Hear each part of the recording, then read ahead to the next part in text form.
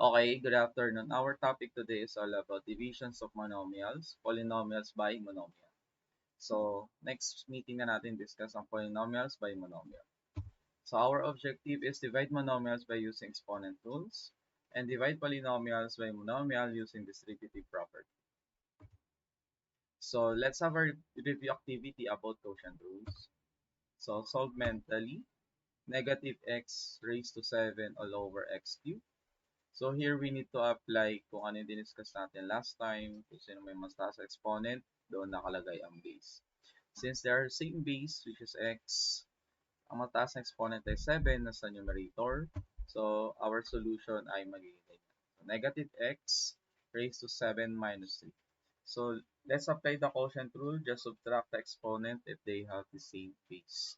So 7 minus 3 is equal to 4. So the answer is negative x raised to 4.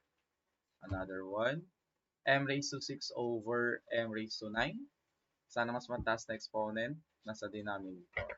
So ang magiging solution natin ay 1 over m raised to 9 minus 6. Lalagyan natin ng 1 sa numerator kasi wala na natira.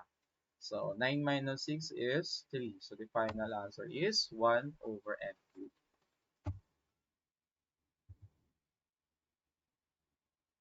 So now, in dividing monomials, once we said monomials, one term divided by one term. So example, we have 12x raised to 7 over 4x cubed. Dito, we need to apply the rules. First, if they have numerical coefficient, i-divide natin sila or in simplest form. Kung kaya nilang i-divide yung numbers sa sarili. So, our solution, so given 12 divided by 4 times of x raised to 7 all over 4 divided by 4 x cubed. So, bakit natin dinivide sa 4? Because 12 and 4 ay kayang i-divide ni 4. So, now 12 divided by 4 is 3 and 4 divided by 4 is 1. So, wala na tayong nilagay na 1 kasi may variable tayo. Next, sa exponent na tayo. Since they are the same base, mas mataas ng 7. So, that's why nasa taas natin ilalagay. So, subtract 7 minus 3. So, the final answer is 3x raised to 4. Another one. 25a raised to 4 over 15a raised to 8. So, 25 and 15. Saan pwedeng i-divide? Yes, sa 5. So, pwede nating i-divide sa 5 ang 25 and 15. So, our solution is 25 divided by 5 times of a raised to 4 all over 15 divided by 5 times of a raised to 8.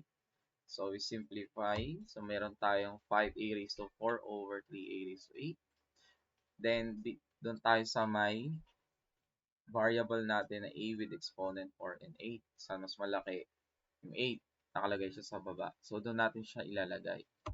So, meron tayong 5 all over a, 5 all over 3a raised to 8 minus 4. 8 minus 4 is what?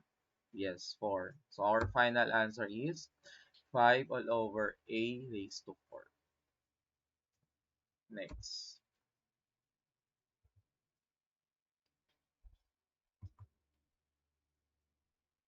Okay. So, dividing polynomial by monomial. So, ito is either dalawa, tatlo, apat. So, i-divide natin by monomial. So, given, example, 16b raised to 4 minus 8b squared divided by 4b or 16b raised to 4 minus 8b squared over all over 4b. So, dito, ang gagawin lang natin, i-divide natin by term yung numerator or yung polynomial natin sa numerator by denominator. So, which our denominator is 4b, parang hatiin lang natin. Yan, yun. So, solution natin dyan is 16b raised to 4 over 4b minus 8b squared over 4b.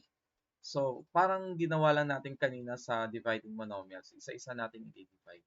So, parang nadagdagan lang ng isang monomials.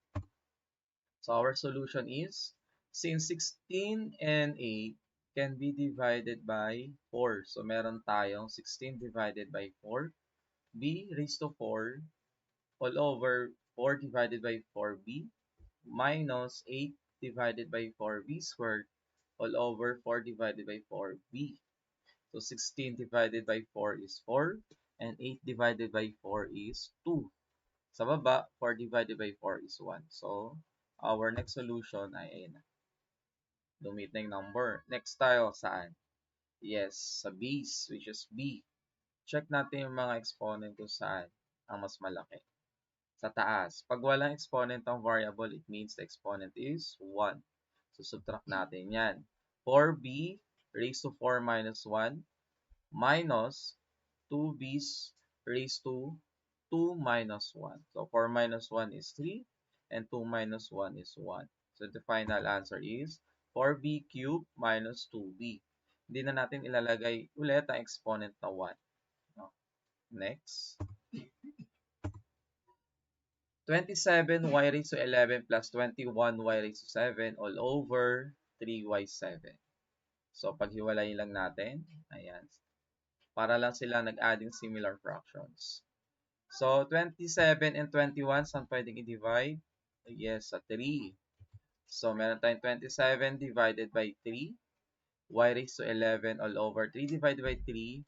Y raised to 7 plus 21 divided by 3. Y raised to 7 all over 3 divided by 3. Y raised to 7. 27 divided by 3 is 9. 21 divided by 3 is 7. So, our next solution is 9 y raised to 11 over y raised to 7 plus 7y raised to 7 all over y raised to 7. So, next is quotient rule. Subtract the exponent if they are the same base. Since the base is y, so parehas yan. Subtract natin. So, 9y raised to 11 minus 7 plus 7y raised to 7 minus 7. So, our next solution is y raised to 9y raised to 4 plus 7y raised to 0. Y yan ha.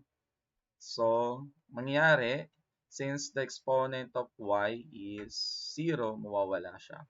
The final answer is 9y raised to 4 plus 7. Okay. So, try this. So, mamaya isi-send ko sa inyo yung mga dapat nyo sagutan after this na masend ko sa GC. Goodbye. Ingat.